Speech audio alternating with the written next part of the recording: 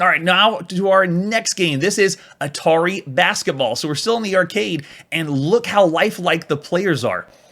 We've seen from the arcade a few blips in the arcade, and now we have players that are actually looking like people.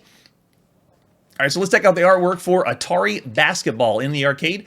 There is some of the artworks. That's actually the older artwork. The correct one that we're looking for in 1979 is this one.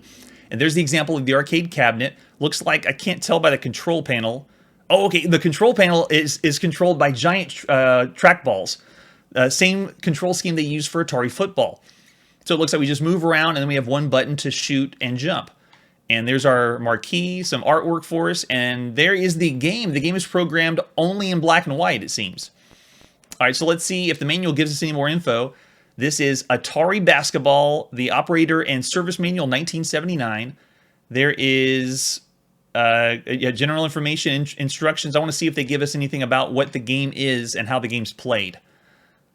Okay, here we go. This is the intro. Basketball is a 1-2-player large screen video game. Well, large, I don't know what they mean by large screen. They usually advertise how big the monitor is, so obviously at this point, it's 1979, and people at homes all had televisions, and everyone was going for a bigger and bigger screen, so of course that'd be a good selling point. Okay, so it is one-on-one game between two basketball players, one-on-one, so there's only one sprite for each person. You dribble from one position to another, you play basketball. Each player controls one of the men, I don't know why the men is in quotes, displayed on the video screen. The famous Atari trackball, that's right, trademarked. Also used in football, is employed to control the player images on the screen. You shoot and jump, and very simple. Easy concept, one-on-one basketball game. All right, so we're in the arcades. It's May 1979, playing Atari Basketball in the arcade. There we go, with even the artwork that came from the cabinet. We got the marquee at the top, and then information at the bottom. If you look over here, all these are the instructions you would see just above the control panel. It's the place where you would put your quarter if you were saying you were the next person to play. And it's kind of small from your screen, but it's just giving you examples of how to steal, how to block, and just instructions on how to play. All right, so let's put a coin in.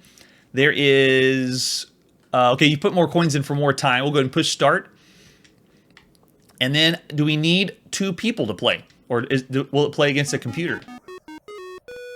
Okay, it is. Okay, so it's using the trackball. I am the guy on the left, and I'm going for a shot right here. Didn't make it at all. The control is extremely tight. It's very sensitive because we're using the trackball. So, but I only have one button to control. Really easy to get in there and shoot, but you have to time it right because the shoot button, you're holding it down for a certain amount of time before it's your turn. And it looks like if I'm playing myself against a computer, there we go. Okay, so I got 2 points in. Computer's still ahead of me now. This is the most realistic basketball game we've ever seen on the channel. It is April 1979. This is what you would have seen brand new in the arcade. So this would have been top of the line. Now I can get the jump down. How do I get the steal? I have to move directly. Okay, so I got to be right in front of him to get the ball. Let's see if I can get. There you go. I got it. So I read the instructions on the panel and figured out how to do the steal. But to play against two people in the arcades would have been a really fun and engaging competitive game. That is incredible. Probably one of the best arcade games we've played, especially with the one-on-one factor. So for star rating, we're going to give this one as not being as influential as Head On. We're going to go ahead and give it 4 stars. Very good game for the time. All right, so moving on to our next game. This is Subs. Subs. And we got Jade Baby Doll in the chat. Welcome. Yes, they agree with the 4 stars. That is an actual lifelike, well, for 1979 people, rather than some blips. Speaking of blips, we're now playing Subs. Let's take a look at some of the artwork for Subs. This is another one by Atari. Atari is still the king of video games at the time. This is a 2-monitor video arcade game. You can see it's a competitive one where they're going to have one player on one side, another player on another, where they can't see each other's screens. And there's the example of the arcade cabinet. Looks like it's controlled with a wheel, and we're going to be moving the subs around. And for controls, we just move left and right and then fire a torpedo. The game is programmed only in black and white, which we still are seeing for 1979. Let's take a look at the manual. This is Subs by Atari, Operation and Service Manual for the arcade cabinet. Here is The table of contents, always lots of information when it comes to the arcade system. They had to do a lot and troubleshoot a lot back in the day to get these set up. So Subs is a 1 or 2 player coin-operated electronic game that simulates undersea warfare between 2 submarines armed with torpedoes. It's packaged in a very distinctive, yeah, they say distinctive because there's no other cabinet that looks like this, with 2 screens on either side. 1 player is participating, the computer provides the opposition. So we do have a computer player. The graphic overlay placed over the screen includes sonar window. In this window, the monitor displays the enemy submarine. A realistic sonar ping sound accompanies the sweep of the sonar display. So the game is played where you can't see the other person, but a sonar is going to give you a quick or a brief example of what their game looks like. All right, let's check it out. It's May 1979. We're playing Subs in the arcade by Atari. Just released. All right, so we got the overlay, the color overlay at the top. Since I'm playing 1 player, I'll be playing against the computer. Probably not going to do as well. The computer for these games is usually cranked way up, but we'll see what happens. So we put in a coin, ching, and push and start. So it's waiting. Yeah, it gives you a few seconds to wait for the second player to join in. And now we're in. I am in control of the sub on the left, which is going all over the place. Hey, where? Oh, that's right, because we have a wheel. We usually have an operator that helps us get involved with it. But as you can see now, the computer sub is shooting shots, and I can see their shots from my side. And it's kind of cheating because they're showing us both screens that the arcade cabinet would have. But when you're in the arcades, you would only see one side. So I'm on the left as the submarine. I can just move left and right and then fire a few torpedo shots. But we can see where the computer sub is because he's over on the other side. And every now and then I'm supposed to have a sonar that's being sent out, but it's not emulating that exactly as it would be.